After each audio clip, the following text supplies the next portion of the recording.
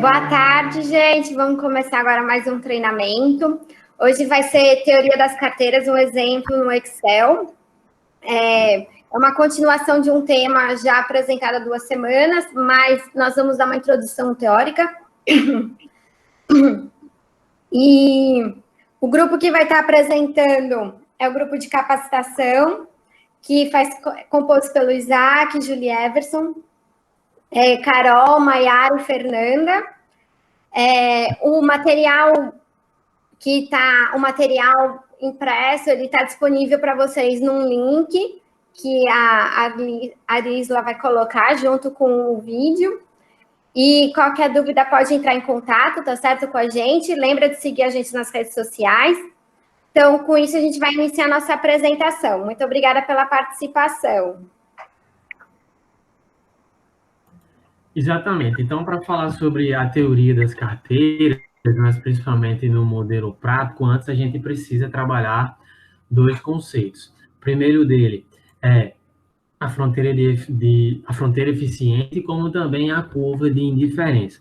E para isso eu vou mostrar um gráfico para vocês, que foi retirado do livro de Asaf Neto, para poder representar melhor o que seria esses dois aspectos que precisa ser compreendido para que vocês tenham um melhor entendimento na prática quando for fazer a teoria, a otimização das carteiras. Então, a primeira coisa é identificar o que é a fronteira eficiente. A fronteira eficiente nada mais é do que um conjunto de investimentos que otimiza vários ativos, que apresentam a melhor relação risco-retorno possível. Então, a partir daquela otimização da carteira, você apresenta essa melhor relação risco-retorno possível, potencializando, assim, a alocação dos seus recursos.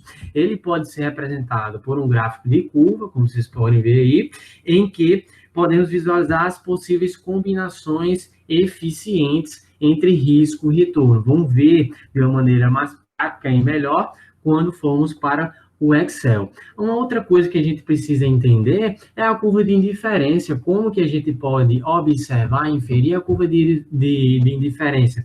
A curva de indiferença é uma medida subjetiva para cada investidor, por exemplo. Por quê? Porque a percepção que cada investidor tem de utilidade é de forma subjetiva. Cada um vai ter um risco diferente do que o outro.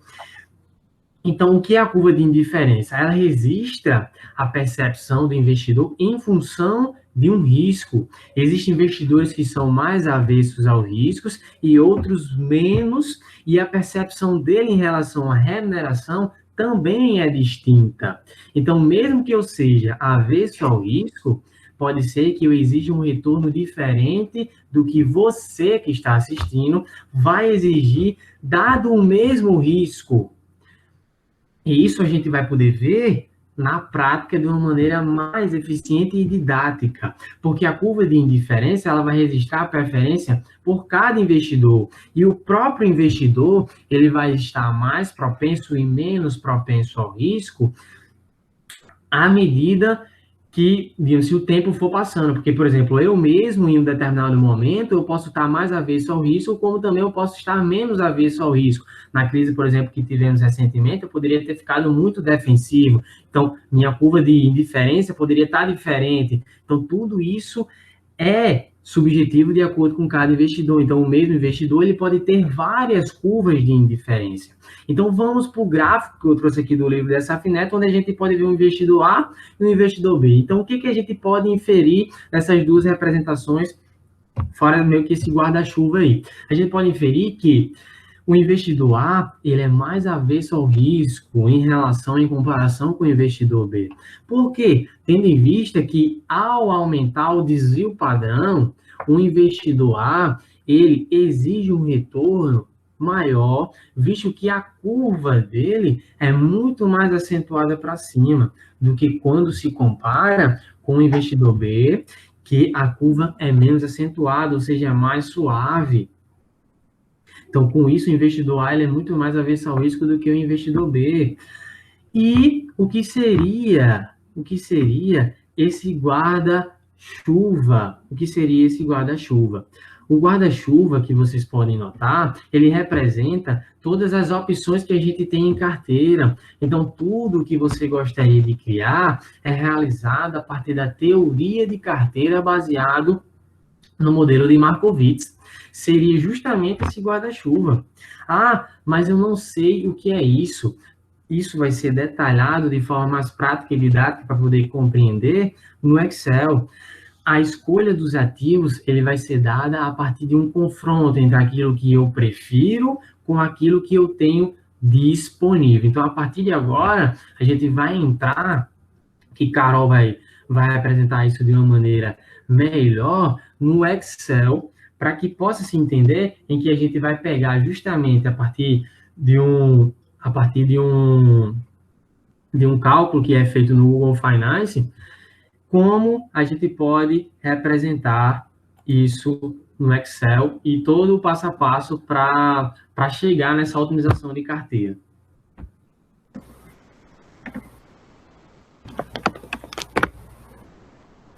Boa tarde. Estou aparecendo? Estão me escutando?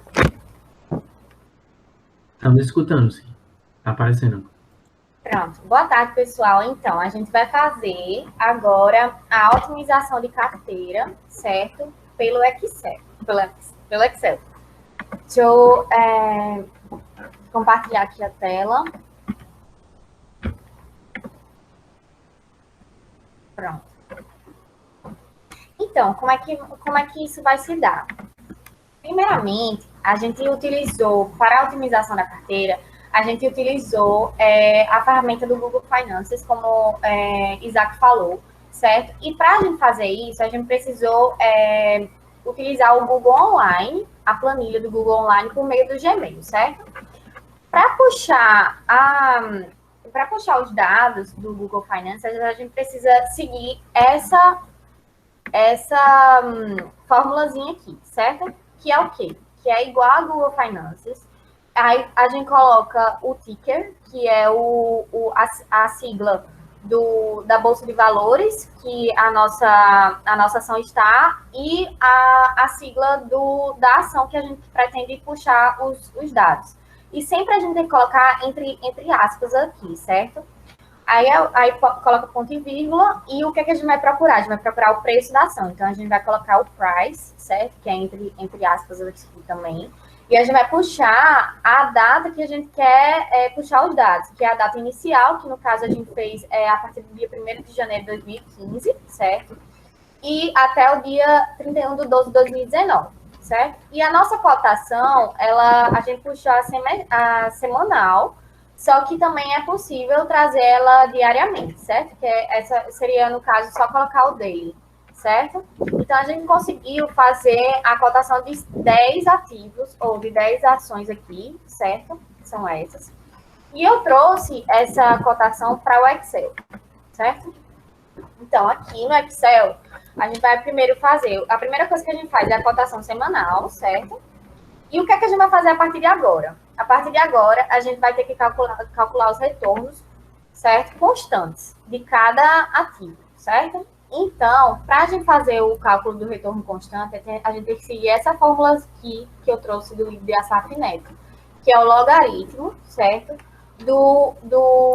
Da cotação do período T sobre a cotação do período T menos 1 multiplicado por 100. Então, tá aqui, ó. Eu trouxe aqui... Fiz essa cotaçãozinha aqui do Excel. Eu puxei da cotação semanal e trouxe para essa planilha aqui do retorno. O primeiro aqui, ele não vai ser contabilizado porque a gente não tem um período T-1, certo? Após isso, a gente retirou.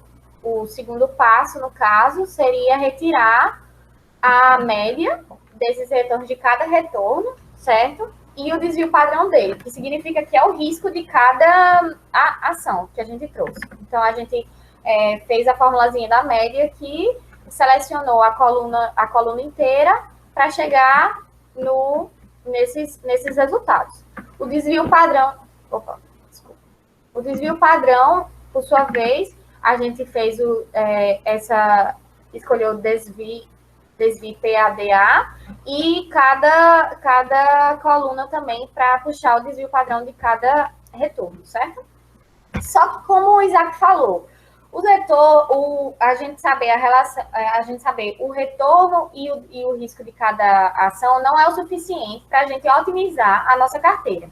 A gente precisa também calcular a correlação que esses ativos ele têm entre si. Então, para isso, a gente fez o cálculo da covariância, certo? E da variância também pelo Excel. Como é que a gente vai fazer isso? A gente vai chegar, o Excel ele tem uma ferramenta chamada análise de dados, certo? Que ele fica exatamente aqui nessa parte, é dados, análise de dados. O Excel, ele normalmente ele não vem com essa ferramenta, então para isso você precisa baixar. Caso o seu Excel não esteja baixado essa ferramenta, você tem como baixar aqui. Você vem em arquivos, coloca em opções, aí tem os suplementos,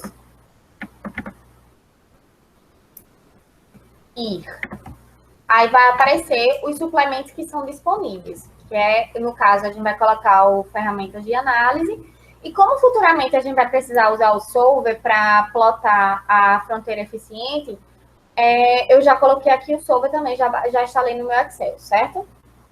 Pronto. Então, para a gente fazer a matriz de variância e covariância, eu vou chegar aqui em análise de dados e apertar covariância. Aí eu vou selecionar os retornos e vou já colocar também com a legendazinha aqui em cima, certo? Vou só nos retornos. Errei aqui. Só um minuto. Quem sabe faz ao vivo, né? Então tem erros também aqui. Aí. Pronto. Então, selecionei, coloquei rótulo na primeira linha e ele vai puxar, no caso, a matriz de covariância e variância. Nesse caso, esses dados aqui, eles correspondem à variância, porque se você confrontar aqui linha com coluna, vai ser a mesma ação, certo? No caso, por exemplo, drogarias raia aqui. Certo? Então, mas a gente precisa, futuramente a gente vai precisar fazer uma multiplicação de matrizes, e para isso a gente precisa completar essa tabelinha, que ela não está completa. Então, a gente vai completar com as linhas de acordo com suas colunas, certo? Para completar, a gente tem duas formas. A primeira forma, a gente tem como fazer, eu tenho como copiar aqui essa coluna. Eita, meu computador tá lento, peraí. Vou copiar assim, mais fácil. Copiar. Gente, não tá dando. Copiar. E aqui eu vou colar. Ele não tá colando. Poxa vida. Eu vou fazer a outra forma que é mais fácil.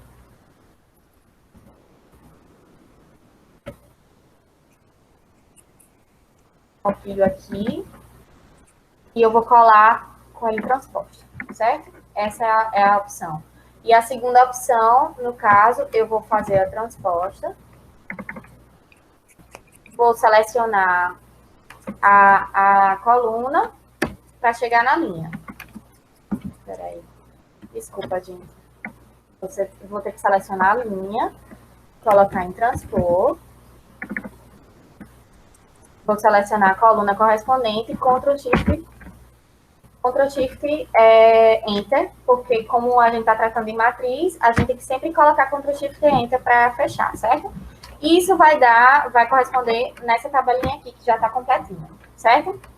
A partir de agora, a gente vai para o quarto passo. O quarto passo é o quê? A gente vai organizar a nossa carteira, certo? Para depois a gente poder usar a ferramenta Solver e otimizá-la, certo? Então, para organizar a carteira, eu trouxe os ativos aqui com seus respectivos retornos esperados, certo? Que é a média, que eu calculei anteriormente, e os seus riscos, certo? Que é o desvio padrão. E aqui eu também trouxe a relação de retorno-risco entre eles, certo? Em outra tabelinha, eu vou trazer os ativos e vou fazer o peso desses ativos. Só que agora eu vou deixar todos os ativos no mesmo peso. Por quê? Porque depois, quando a gente utilizar a ferramenta Solver, ela vai calcular qual é o peso ideal para cada ativo que a gente vai utilizar, certo? Então, o total da soma desses ativos tem que dar 100%. Como são 10 ativos, eu deixei 10% para cada ativo, certo? Para calcular o retorno esperado, a gente tem essa formulazinha aqui. O que é o retorno esperado em um portfólio? Ele é a somatória dos retornos esperados de cada ação, multiplicado pelos seus pesos. Então, eu trouxe aqui a formulazinha da multiplicação dos seus pesos com seus respectivos retornos, certo? Então, eu fiz somar produto, pesos e retornos. E deu esse total. E foi 0,23. Agora, eu vou ter que calcular o desvio padrão, no caso, o risco desse portfólio com esses pesos, certo? Então, o risco, ele é calculado como? Ele é calculado o desvio padrão do portfólio. Eu trouxe essa formulazinha aqui, certo? Que ela só está levando em consideração duas ações aqui. A gente está usando 10. Mas, nesse caso, para fazer o cálculo dele, a gente vai precisar fazer a covariância, vai utilizar aqui a matriz dessa covariância aqui, inteira, certo? Então, para a gente fazer esse cálculo, a gente vai fazer a multiplicação dessa matriz dos pesos pela multiplicação dessa matriz da covariância e variância das ações. Só que o que acontece? Como é uma multiplicação de matrizes, a gente precisa deixar o número de colunas igual ao número de linhas. E como essa coluna ela é vertical, a gente tem que transformar ela na horizontal, tem que transpor ela para fazer a multiplicação, certo? Então, primeiro a gente vai multiplicar a transposta dela pela covariância, que no caso ela é relacionada a essa parte aqui, e depois a gente vai multiplicar de novo pelos pesos, para completar essa formulazinha aqui, certo? Aí, depois que a gente faz essa fórmula aqui, grandona, feinha, a gente vai apertar Ctrl Shift Enter, que é multiplicação de matrizes, né? A gente precisa apertar isso para dar o total, e vai dar esse desvio padrão aqui. Depois, a gente vai calcular, o outro passo é calcular a relação retorno-risco, certo? Que é o retorno esperado sobre o desvio padrão, e depois a gente vai calcular a variância do portfólio, que é o desvio padrão ao quadrado, certo? Pronto. A gente organizou a carteira e agora a gente vai para o passo do Solver. Quem vai explicar agora é Juliette. Nós temos aqui, nosso objetivo inicial com essa planilha era trazer a carteira mais eficiente possível com esses ativos, certo? Então, para isso, a gente vai usar a ferramenta do Solver. E o que é o Solver? Ele é uma ferramenta do Excel que é usado para quando não temos uma fórmula única para o resultado. Então, a gente tem aqui diversas combinações possíveis e a gente não sabe qual é a combinação delas para trazer o nosso melhor resultado. Para trazer essa função inicial, para abrir o Solver, Carol. Ao clicar no Solver, que Carol já ensinou como trazer, ele vai aparecer essa tela bonita aqui. Então, para o nosso objetivo inicial, que é achar o portfólio com a melhor relação risco-retorno, a gente vai selecionar, no caso aqui, P18, que é justamente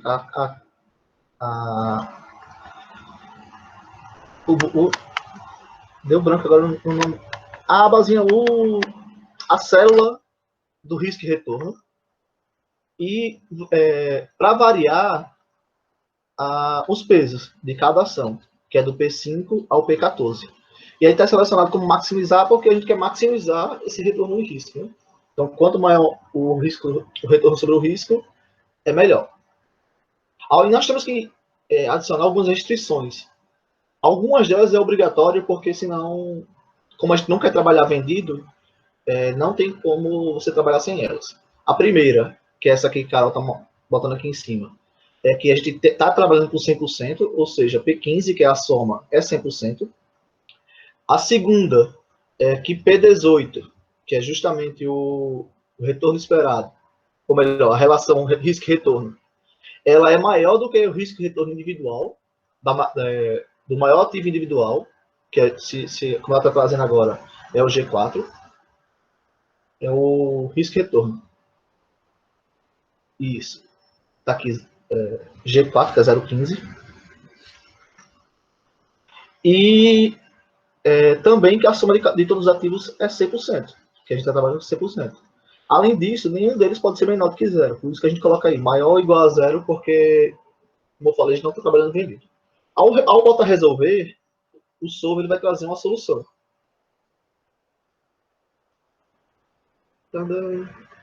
Pode manter. E aí ele traz a solução, onde a gente pode ver que a gente tem um retorno esperado de 0,55, num risco-retorno de 0,17, com essa combinação de ativos. 72%, 5%, 10% e 13% de somente 4 ativos dos 13. Como a gente está falando de fronteira de eficiência, a gente tem que encontrar qual a menor volatilidade possível com essa combinação de ativos e qual é a maior volatilidade possível com essa combinação de ativos. Usando o solver, vai ser a mesma coisa. A gente vai trazer, botar lá a única diferença que a gente vai selecionar a volatilidade, no caso, o desvio padrão. Clica no solver de novo.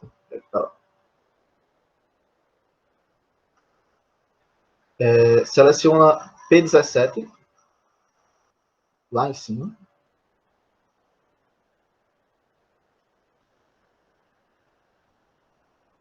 Muda para G4 por quê? 17, isso. Retorno máximo, só tem que tirar aqui a restrição do P18 maior ou igual a G4. Pronto. Com isso, nós vamos ter a maior volatilidade possível, que a gente está colocando lá maximizar.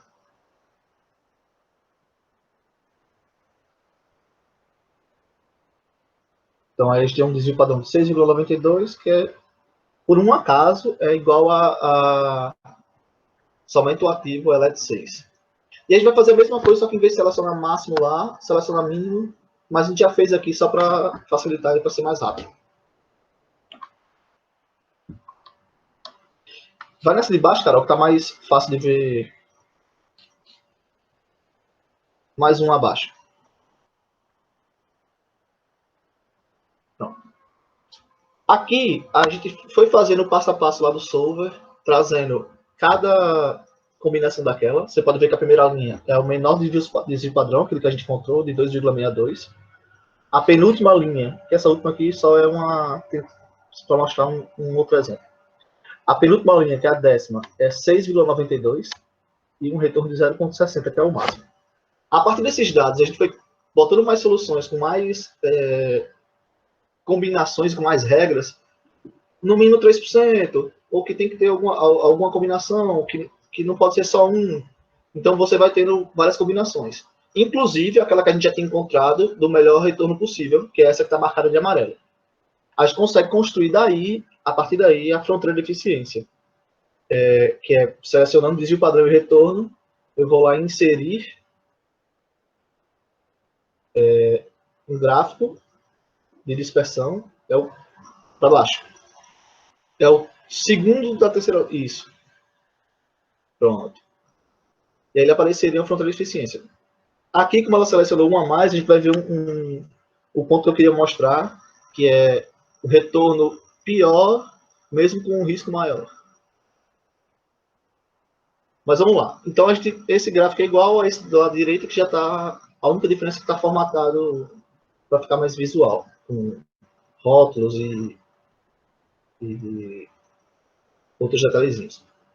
Então, você vê que nesse gráfico que a gente consegue observar que eu tenho um ponto de melhor eficiência, que eu tenho um retorno de 0,55 para um risco de 3,26.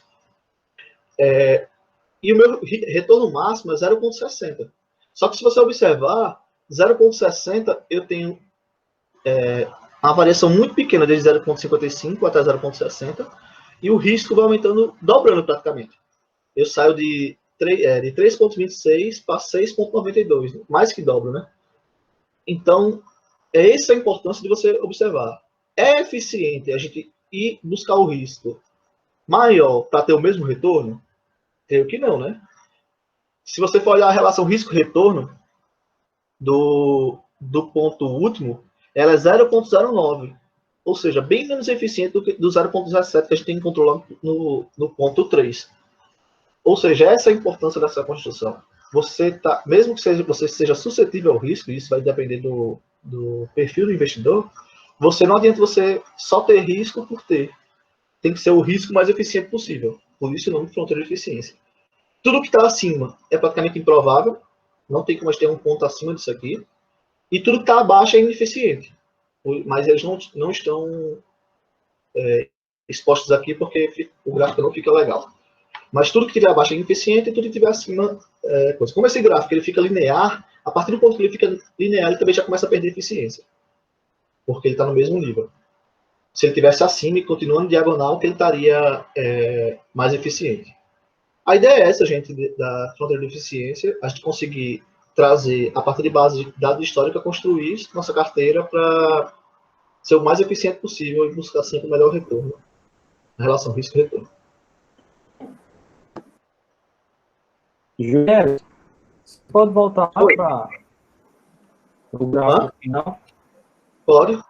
Carolina, né? Você pode mostrar lá novamente? Deixa eu ver se eu consigo agora. Não, eu só queria frisar. Eu só queria, assim, eu vou fazer uma pergunta, por exemplo, esses dados que você falou, um retorno maior que isso é impossível. Mas esse gráfico ele foi construído com dados do passado. Isso, não, mas só dizer que é impossível nesses dados passados. A gente só tem como falar do passado, a gente não tem como prever o futuro. Mas pode ter, com base nesses dados passados, tentar imaginar o futuro. Não é que não possa ter e subir muito, mas que nessa construção aqui, a melhor combinação era essa da linha 3. Uhum. Mas que também então, só assim, frisar que essa é um gráfico, né, uma relação que é encontrada através da fronteira de eficiência, são com dados no passado, e para deixar claro para quem está vendo o vídeo, que não quer dizer que esse retorno que deu na sua carteira vai ser contínuo para frente, né, porque o futuro só Deus sabe, tá? Uhum. E no mercado financeiro é mais incerto ainda. Tá? Então, para deixar claro para quem está assistindo o vídeo, que isso faz parte de estudos com dados do passado, tá? A sua carteira, o que é que ela vai ajudar, né? É que ela vai te ajudar a, pelo menos, selecionar algumas ações que são menos correlacionadas, ou, quer dizer, que são mais correlacionadas, porque, por exemplo, se eu tenho uma carteira com 10 ações, 6 é de bancos, quando o setor bancário ficar ruim, ele vai sofrer um impacto muito grande, né? Porque as ações provavelmente estão todas correlacionadas, né? Então, essa fronteira de eficiência, ela nos ajuda a fazer isso, né? A diminuir o risco, né? Maximizando o retorno, e ele diminui o risco pensando nessa diversificação, não é isso, Giovana? Isso, a ideia dela é reduzir o risco diversificável, né? Mas você não consegue excluir 100% o risco da carteira, porque você tem aquele risco inerente ao sistema, né? Que é o sistemático, e que ela não vai eliminar, ela não exclui. Então, é isso que você colocou. Baseado em uma série histórica passada, você faz uma combinação para que você possa reduzir ao máximo o risco diversificável, mantendo sempre um risco sistemático, né? E é aquilo que você colocou, é uma tentativa de usar o passado para melhorar o seu desempenho futuro, mas não é certo. Uhum. Você Outra ainda pergunta. com risco de uma variação, com certeza. Claro. Tem o risco que é não controlável, né? Com certeza. Então, assim, a ferramenta, Renato, é justamente a ponderação que ela dá nos ativos. Então, aqui o exemplo foram com 10, mas lógico, pode usar mais, né? E aí, em função disso, você teria mais ou menos uma indicação de quais seriam uma ponderação dos ativos para compor uma carteira de menor risco. Ele já dá uma porcentagem já com base nessa relação, risco retorno. Isso. Você deve, Um tipo assim, ter percentual. como base para Deixa compor a aí. sua carteira. Isso.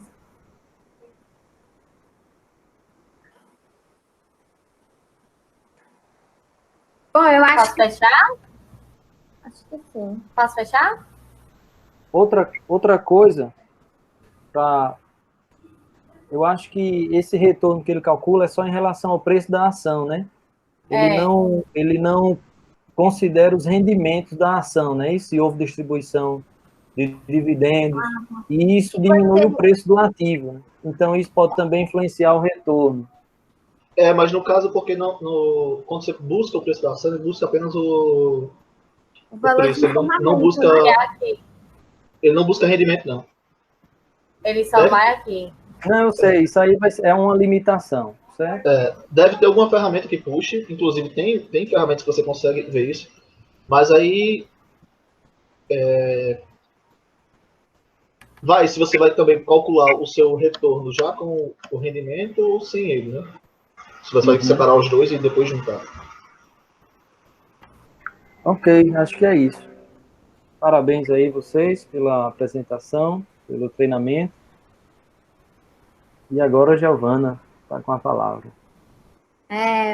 Parabéns, gente, pela apresentação. Obrigada pela participação de todos. E até a próxima. Qualquer dúvida pode enviar para o nosso grupo. E até a próxima. Obrigada. Não se esquece de seguir a gente nas redes sociais e para quem está assistindo pelo YouTube, curtir também esse vídeo. Um grande abraço. Tchau. Um abraço, Obrigada. até mais. Tchau, tchau.